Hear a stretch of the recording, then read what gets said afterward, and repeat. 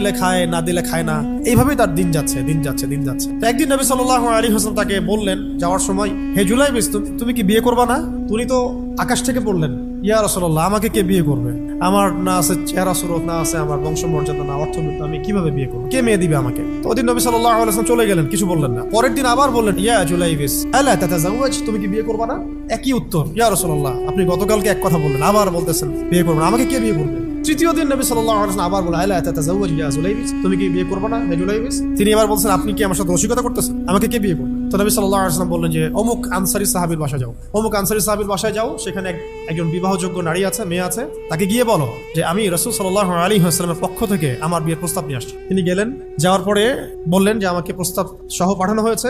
মেয়ের বাবা আর মায়ের রিয়াকশন ছিল অনেকটা সাধারণত যা হয় তেমন আর কি। তুমি বিয়ের প্রস্তাব নিয়ে আসছো, তুমি কি খাওয়াবা মেয়েকে? কোথায় রাখবা? তোমার তো নিজের কোনো থাকার জায়গা নাই। প্রশ্ন কিন্তু যৌক্তিকই, আমি মেয়ের তো বাবা, আমি